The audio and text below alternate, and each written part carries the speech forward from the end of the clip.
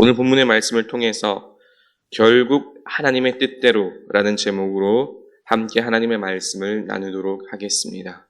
결국 하나님의 뜻대로라는 제목입니다. 이제는 한류, K 콘텐츠라고 하기도 하죠. 이런 이름으로 우리나라의 대중문화가 전 세계를 휩쓸게 된 지가 이제 거의 10수년도 더 된 것 같습니다. 영화 기생충이나 또 올해 넷플릭스의 오징어 게임, 또 그룹 BTS의 빌보드 차트인 등 이제 우리나라의 대중음악, 대한민국의 음악이나 드라마, 영화 등이 세계를 휩쓸고 있는 것이 사실이지요. 자연스럽게 한국인 배우들의 그런 몸값이나 명성도 같이 올라가고 있습니다.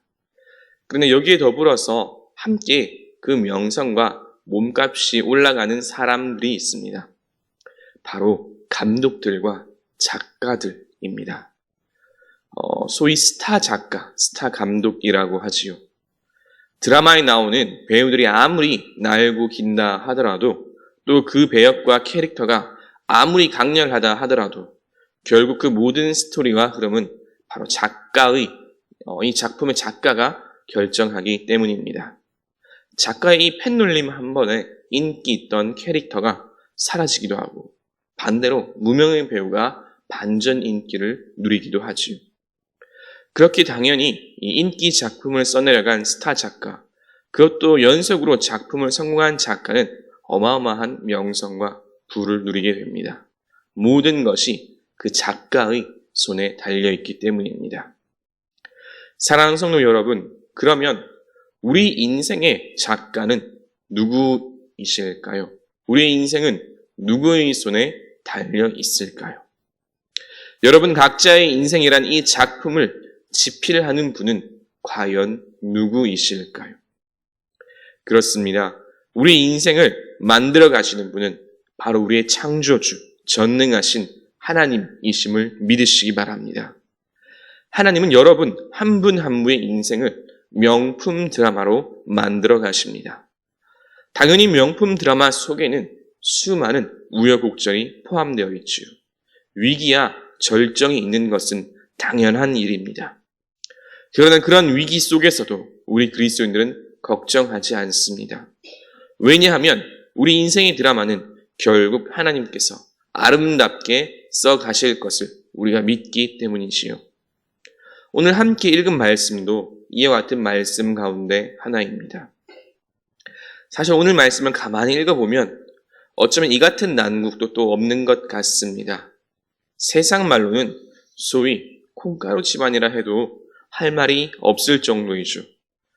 드라마라고 친다면 막장 드라마라는 그런 장르에 속할지도 모릅니다. 그야말로 총체적 난국이지요. 오늘 말씀에는 총 4명의 등장인물이 있습니다. 그런데 등장하는 이 모든 인물들이 너무나 아쉬운 모습들을 보여주고 있죠. 이삭뿐만 아니라 에서와 야곱, 또 리브가까지 오늘 말씀에 나오는 모든 등장인물들의 이 행동의 면면을 살펴보면 너무 아쉽고 안타깝고 또 한편으로는 어처구니가 없기도 합니다. 여러분, 이삭은 우리가 알고 있는 대로는 어떤 인물입니까? 우리가 알고 있는 대로 이삭은 아브라함의 적장자입니다. 아브라함의 이 믿음의 계보를 이을 그야말로 입지전적인 인물이지요. 모리아산에서 그 믿음의 행보를 보였고 이방인들과의 갈등에서도 양보와 인내의 미덕으로 결국은 승리하고 극복한 인물입니다. 그런데 오늘 말씀에서 이삭은 그저 늙고 또 우둔한 인물로 나옵니다. 장자의 권리를 인정하는 이 중요한 축복권을 별미 하나로 결정하려고 하지요. 뿐만 아니라 자신의 아들들조차 누가 누구인지 구분하지 못합니다. 요즘 말로 하면 자녀에게 무관심한 아버지다라고 할 수도 있지요. 또 큰아들 에서는 어떻습니까? 에서를 한 단어로 표현하면 교만한 사람입니다. 그는 첫째로 태어났다는 것, 이것 하나만으로 모든 것을 가질 수 있을 것이라 생각하였지요. 그래서 하나님께서 주신 그 장자권을 소홀히 하였고 동생 야곱에게 팥죽 한 그릇에 그 장자권을 팔기도 했습니다. 오늘 말씀에서도 마찬가지이죠.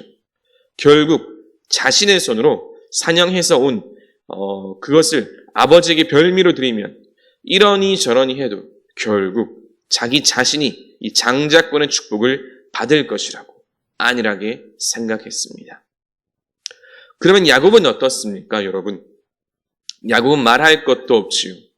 우리가 잘 아는 대로 야곱에 대해 이야기할 때 그는 교활하며 또 속이는 자라고 합니다. 오늘 말씀에서도 그와 같은 모습이 여지없이 드러납니다. 형 에서가 아버지를 위해 별미를 준비할 때 그는 아버지와 형을 속이기 위해서 준비했습니다. 사냥은 음식이 아니라 집에서 기른 염소로 별미를 만들고 동물의 털로 위장합니다. 결국 그는 이삭이 에서에게 주고 싶었던 그 장자권을 속여서 빼앗는데 성공하지요. 리브가는 그러면 이 오명을 피할 수 있을까요? 그녀도 결코 피할 수 없었습니다. 오늘 말씀에 나오는 리브가는 이전까지 보아왔던 담대한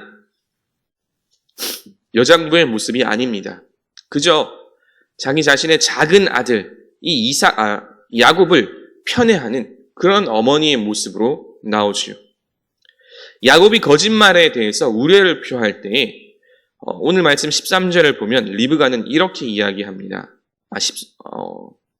어머니가 그에게 이르되 내 아들아 너의 저주는 내게로 돌리리니 내 말만 따르고 가서 가져오라 라고 말하지요. 사실상 오늘 말씀에 일어난 이 모든 사건의 주동자는 리브가라 할 수 있습니다. 그녀가 나서서 야곱을 부추기고 또 별미를 만들었으니까요. 그리고 이 사건으로 인해서 리브가는 그녀가 말한 대로 한 가지 저주를 받습니다. 리브가가 받은 저주는 무엇일까요? 그녀는 그토록 편애했던 아들 야곱을 오늘 이 사건 이후로 죽을 때까지 다시는 보지 못합니다. 자녀에게 무관심하며 우둔한 아버지 이삭, 막내 아들만을 편애하는 어머니 리브가, 그리고 교만하고 안일한 에서와 거짓말쟁이, 속여서 빼앗는 야곱까지, 과연 이 가정을 정말 믿음의 가정이라 말할 수 있을까요? 우리가 생각하는 아브라함의 이 믿음을 이은 위대한 가정이라 보기에는 참으로 처참한 모습입니다. 그런데 놀랍게도 하나님은 바로 이 가정을 사용하셔서 위대한 하나님의 역사를 만들어 가십니다. 부족하고 연약한, 아니 정말로 처참한 이 상황 속에서도 하나님은 이들을 사용하셔서 하나님의 뜻을 이루어 가십니다. 이전보다 앞선 창세기 25장 23절에서 하나님께서는 이미 말씀하셨습니다. 여호와께서 그에게 이르시되 두 국민이 내 태중에 있구나. 두 민족이 내 복중에서부터 나누이리라. 이 족속이 저 족속보다 강하겠고 큰 자가 어린 자를 섬기리라 하셨더라. 아멘. 하나님은 처음부터 이미 이렇게 말씀하셨습니다. 그들이 에서와 야곱이 태어나기도 전에 말이죠. 그러나 이 말씀이 어떤 식으로, 어떤 방식으로 이루어질지는 아무도 모르고 있었습니다. 아니 어쩌면 그런 일들이 일어나지 않을지도 모른다고 누군가는 생각했을지도 모릅니다. 왜냐하면 지금 당장 보기에는 에서가 먼저 태어났고 장자로 성장하였고 아버지도 그를 더 좋아했으며 에서가 더 힘이 셌기 때문이죠. 수많은 말씀 중에 그래서 이 말씀도 그냥 지나가는 말씀 중에 하나일지도 모른다고 누군가는 그렇게 생각했을지도 모릅니다. 그러나 하나님은 처음 말씀하신 바로 이 말씀을 이 모든 상황, 이처럼 처참한 상황조차 사용하셔서 결국 하나님의 말씀을 이루시고 하나님의 뜻을 이루셨습니다. 그리고 장자권을 뒤바뀌는 바로 이 순간의 사건은 크나큰 나비 효과로 나타났습니다.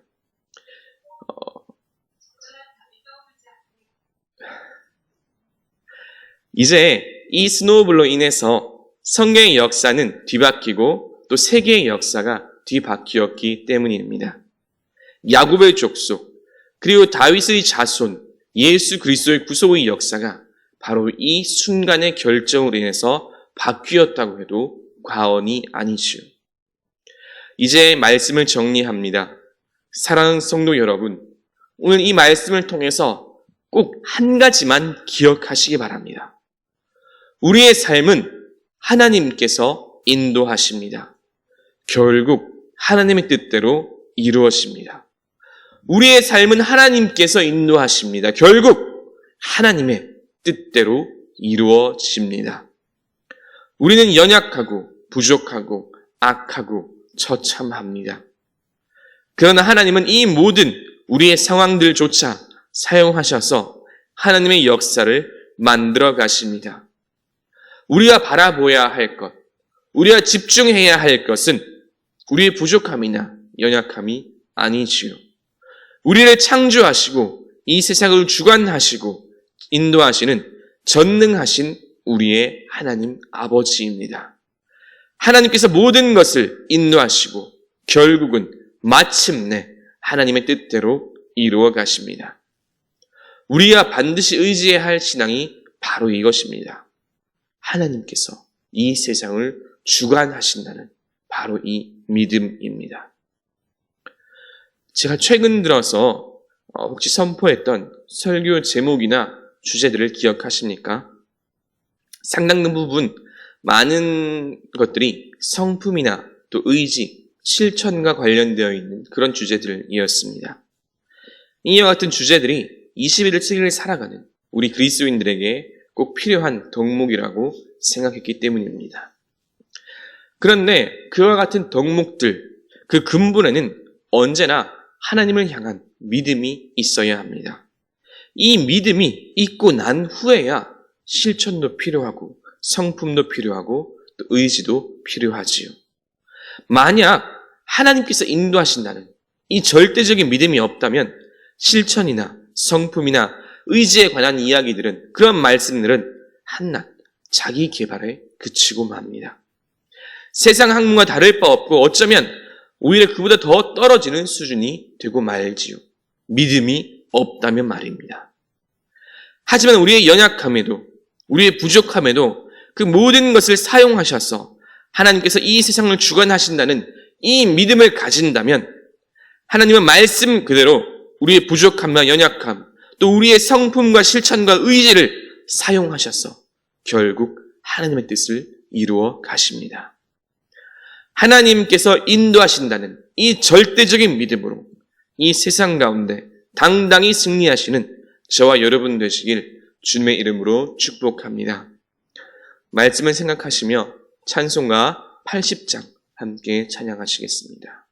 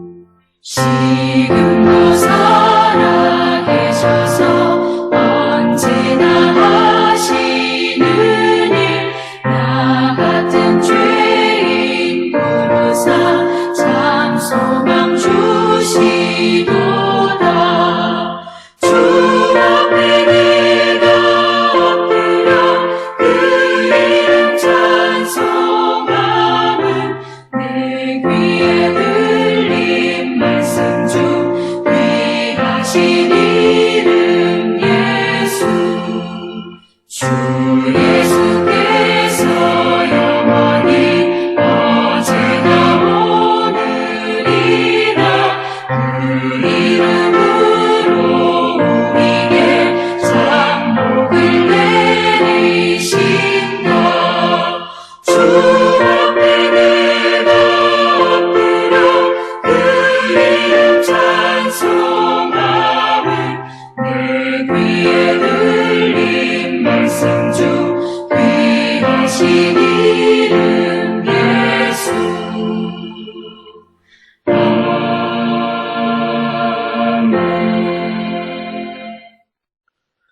이제는 우리를 구원하신 예수 그리스도의 은혜와 아버지 하나님의 크신 사랑과 언제나 함께 하시며 인도하시는 성령 하나님의 교통하심이 하나님께서 인도하신다는 그 절대적인 믿음으로 이 세상 가운데 당당히 담대히 승리하기를 소망하는 모든 주의 자녀들과 그 삶 위에 이제로부터 영원토록 함께 하시길 간절히 축원하옵나이다.